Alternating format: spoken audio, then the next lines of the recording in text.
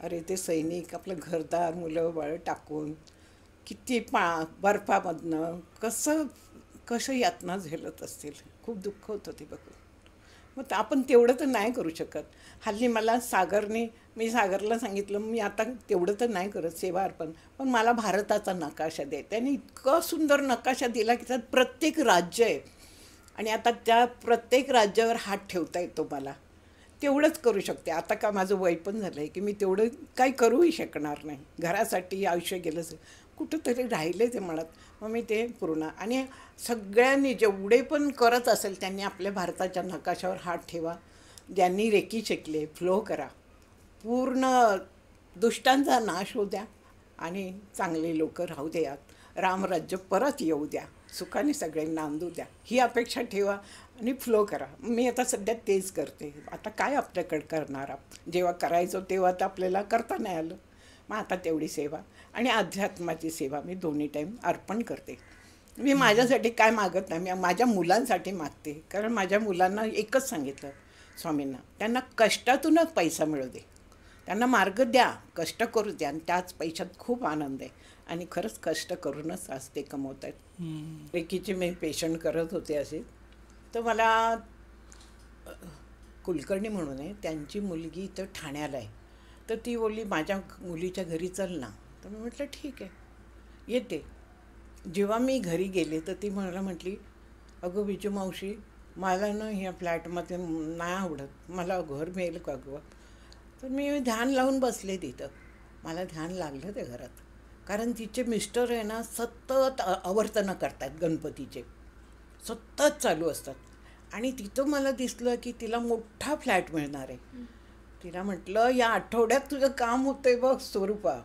ती म्हटली काय, माझ्याकडे पैसे नाही आमच्याकडे.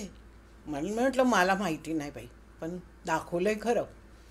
आणि आश्चर्याची गोष्ट त्या आठवड्यातच तिच्या मिस्टरांनी बुक केला आणि एवढा मोठा फ्लॅट मिळाला. मी गेले होते, मला बोलवलं होतं, तिची आईच घेऊन गेली त्यांच्या घरी.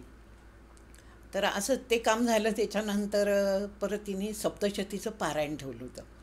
तर आम्हा लोकांना बोलवलं, मावशी तू पण ये गं. म्हटलं चल येते. आणि आम्ही तिच्या घरी गेलो.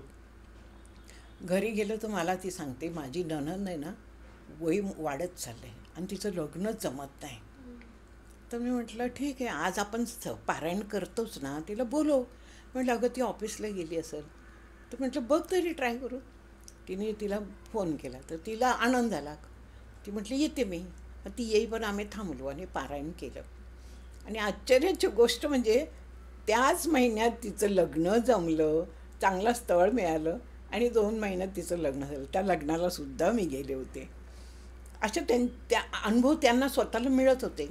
पण होत काय होतं, तिचे मिस्टर सतत सतत आवर्तनं करत होते गणपतीची. ते गणपतीचे मोठे भक्त आहेत. त्याच्यानंतर सगळ्याच गोष्टी त्यांच्या भरभराट झाल्या, सगळं चांगलं झालं. आणि आत्ता ह्या वर्षातच त्यांचा मुलगा आहे ना जर्मनीला शिकायला जायचं होतं. तर बरेच महिने त्यांचे ट्राय चाललं होतं. कॉलेजला तिकडे ॲडमिशन त्याचं पण सगळं आलं, पण बाकीचे कामं होत नव्हते.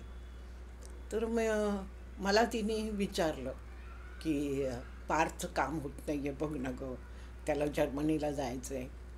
तर म्हटलं त्याची तारीख पाठव. तिने तारीख पाठवली. तर मी बघितलं. अगं म्हटलं सगळं झालं आहे, सगळं झालं, हत्ती गेला आणि शेपूट राहिला आहे, थोडक्यातच आहे. म्हटलं आत्ता होईल तुझं काम बघ.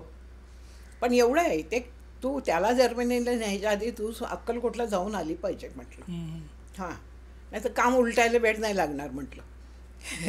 तर ती त्याच पंधरवड्यात त्याचं काम झालं आणि ती पॅकिंग करत होती त्याची सगळी. आणि मग मला तिने फोन केला मावशी काम झालं आहे, त्याची पॅकिंग करते मी, खरेदीला जायचं आहे आता आणि 2 दिवस अजून शिल्लक आहे, तेवढ्यात मी अक्कलकोटला जाऊन येते. तर त्याचं ते जर्मनीचं काम झालं. पण कसं त्या नंदीचं लग्न कसं झालं, तर ती कडक कडक व्रत करत होती देवीचे. अनवानी पायाने जाणं, खूप देवीचं भक्ती करत होती. पण एकच तिचं सगळी करते, मंत्र करते, सगळं भक्ती करत असेल, पण पारायण केलं नसेल. आणि ते एक पारायण का न व्हावं त्या टायमाला तिच्या घरी आणि लग्न जमलं. छान झालं सगळं. आता मुलगाही जर्मनीला आहे, आता मागच्या वर्षालाच गेला आहे तो. तर अशा घटना घडतात. माझ्याकडे ना 2 डॉक्टरनी आल्या, अचानक आल्या. दोघी मैत्रिणीच होत्या. आल्या तर मी म्हटलं तुम्ही कसं काय आलात, कोणाच्या ओळखीत? म्हणे ती सलोनी नाही का, सलोनी ती मारवाडी, तिने आम्हाला पाठवलं. हां हां, माझ्या लक्षात आलं, सलोनीचे पण 1-2 कामं आपल्या इकडे झाली आहेत म्हटलं. तिने पाठवलं आम्हाला, आम्ही तुम्हाला बघायला आलो. कारण 1000 लोकांमध्ये ओळखणं पण मुश्किल आहे ना, अशी बोलली ती. तर बसल्या, गप्पा मारल्या आणि मग गेल्या. आणि 4 दिवसांनी परत एक जण आली. ती मला म्हटली, काकी माझं ना काम आहे, मला त्या दिवशी बोलता नाही आलं, मला आज बोलायचं आहे ना वेळ जमणार? म्हटलं बोल, मन मोकळं कर म्हटलं, बोल.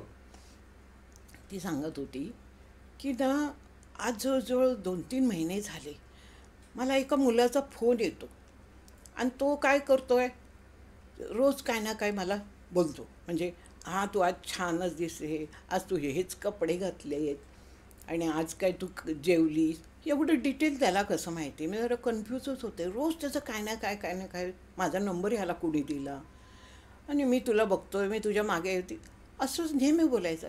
तिला वाटलं हा कोण आहे, मी कोणाला ओळखत नाही, हा कोण मुलगा आहे. आणि डॉक्टर ना तिला या गोष्टी आवडत नव्हत्या. पण तो कोण, आता पोलिसांकडे गेलं तरी परत सगळ्यात भानगडी ना, बबल होईल, अजून तर काय आपल्याला माहिती नाही. तर ते 2 महिने झाले, मी कन्फ्यूज झाले आणि मला ना त्याने भेटायला बोलवलं आहे अमुक ठिकाणी तमुक ठिकाणी कॉफी हाऊसला. आणि मी गेले की तो मला दिसत नाही आणि मग सांगतो की माझ्या घरी काम होतं, माझी आई सिरियस, असं करून. ओके. हां, ती परत जास्ती कन्फ्यूज व्हायला लागली. तिला असं झालं की कधी मी त्याला पकडून मारते, इतकं तिला मनस्ताप व्हायला लागला. तर ती म्हटली, आली म्हणते, काकी सांगा हे भूत आहे की कोण आहे, मला का त्रास होतो एवढा सारखं फोन आले की.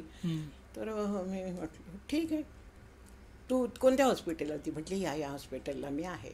तर म्हटलं तुझ्या मित्र मैत्रिणी असतीलच ना? तर म्हटलं हो आहे. तर म्हटलं त्यांची लिस्ट, अगदी जिवलग मित्रमैत्रिणी, त्यांची लिस्ट मला दे, मी रात्री बघेन. ठीक आहे बोलली. तिने मला लिस्ट दिली. मी रात्री चेक केली, प्रत्येक जणांना चेक केलं. त्यात एक नाव मला मिळालं. तर ती दुसऱ्या दिवशी आली तर काकी झालं. म्हटलं जा. हां, पण म्हटलं तुला सांगितलं, तुला शॉक बसेल एकदम, तू कोणाला तरी बरोबर घेऊन ये, कारण तुझी मेंटॅलिटी आता इतकी कमजोर झाली असतो, थकली म्हणते या 4 महिन्यात. तर तू पहिलं कोणाला तरी घेऊन ये बाई.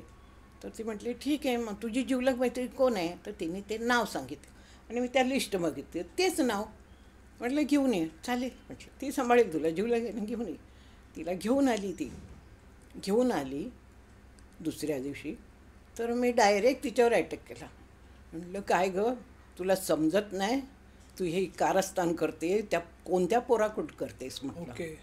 तिला त्रास होतं, उद्या तिचं काय कमी जास्त झालं तर कोण भरून देणार? हां, तिला एकदम घाबरली, ह्यांना कसं कळलं? म्हटलं खरं आता तिच्यासमोर बोल. ओके. तर मग तिने रडायला लागली, तिला क्षमा मागली, पाय पडायला. तर ती म्हटली नको, तू माझी जिवलग मैत्रीण, माझ्या घरी येऊन 4-4 दिवस राहते, खाते, तू माझा विश्वासघात केलास. आणि ती म्हटली मी माझ्या आईवडिलांना सांगणार आता तुझं नाव. तर ती म्हटली नको असं करू नको. मी म्हटलं नाही, सांग, आईवडिलांना सगळं माहिती असणं गरजेचं आहे. उद्या कमी जास्त झालं तर कोण जबाबदार? की जवळचा माणूस पण घात करू शकतो. नाही म्हटलं सांग, तुला मनस्ताप झालाय 4 महिन्याचा, सांग म्हटलं. आणि म्हटलं तू सांगू दे, तू जे कारस्थान केलंस ना कळू दे म्हटलं, तू जायच्या लायकी नाही राहिली आता त्यांच्या घरी. ती लागली रडायला. म्हटलं मग ती गेली निघून. डॉक्टरीन ही बसली, म्हटलं तू हे कशाला केलंस? तर ती म्हटली मी पण डॉक्टरीनच आहे, पण मला ना नाही सुचत, माझ्या घरात खूप प्रॉब्लेम आहे, भाऊचे खूप त्रास देतात आणि हिचं किती चांगलं आहे, हे हॉस्पिटलला काम करते, हिचा स्वतःचा दवाखाना पण आहे, संध्याकाळी तिथं बसते, इकडं हॉस्पिटलला सकाळी काम करते, माझं असं काहीच नाही आहे. म्हटलं असं जळायचं? जिवलग मैत्रीण म्हटलं आपली, तू काय मन उघडं केलं असतं तर तिने तुला मदत केलीच असते. आज तू 4 दिवस ते नेहमी जाते राहते ना. म्हटलं आता किती खराब काम केलंस तू.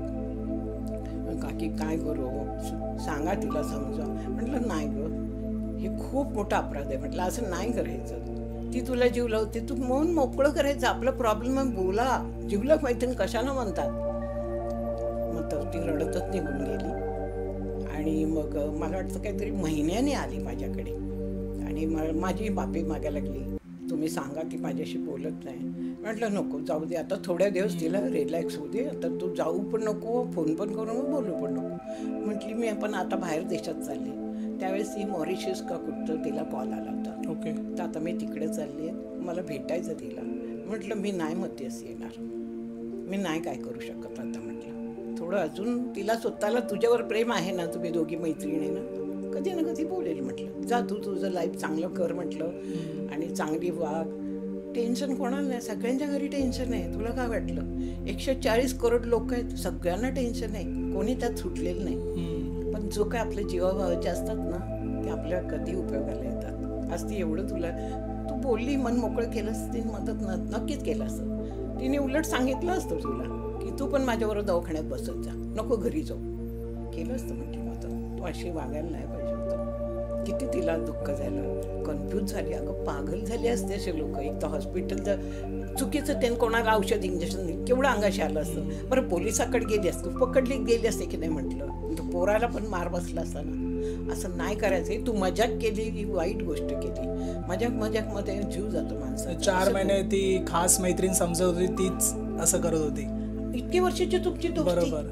आणि असं बघायचं म्हटलं मेंटली त्रास होत होता ना तिला. मला. कारण माझ्या लहानपणी आठवते, आमच्या शेजारी ना एक मुलगा यायचा, म्हणजे ते मित्र होते, ते घरी यायचे त्याच्याबरोबर. तर तो ना बायकीसारखाच वागायचा. म्हणजे आता काय होतं काय, एक मुलगा असला ना, त्याला बहीण नसली की ते सतत आईच्याच संपर्कात होता. आई आई दे, मी भाजी चिरतोय, असंच पद्धतीने. आणि त्यालाच ते वावरत असत. तर त्या मुलाला ना, हा आमचा बाजूचा मुलगा आहे ना, खूप प्रेम लावायचा, म्हणून तो त्याच्याच बरोबर राहायचा.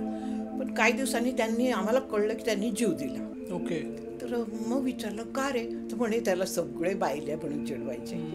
तो बायकांचा मुलगाच होता, पण तो सगळं वागणं वगैरे बायकांसारखं, आईबरोबर राहून राहून एखाद्या मुलांची सवय होते तशी. आणि त्या मुलांनी जीव दिला. ही घटना माझी लहानपणी बघितलेली, आजही माझ्या मनात अंतःकरणात येते की असं देवाने पाठवले जसं तसं स्वीकार करा. नका कोणाला नावं ठेवू, काळा गोरा हे ते. अरे असं आपण कोण बोलणार, ही परमेश्वरी लिहिलाय. त्या मैत्रिणीचा इतका विश्वास की तुम्ही जेव्हा मैत्रिणीला घेऊन या बोले, ती तिलाच घेऊन आली. नाही कारण विश्वास तिला सांगितलं तुझी जीवलग मैत्रीण, तेच जीवलग. आणि आपण रात्री बघितलंच होतं, त्याच्यावरच जात होतं सगळं. बरोबर. आणि जीवलग डायरेक्ट तिच्यावर अटॅक केला. डायरेक्ट तिच्यावर केलं. तिला आधी नाव विचारलं, तिने मला नाव सांगितलं, हे नाव ते नाव एकच. मग बघा, जीवलग मैत्रीण होती, तिलाच घेऊन येणार होती ती.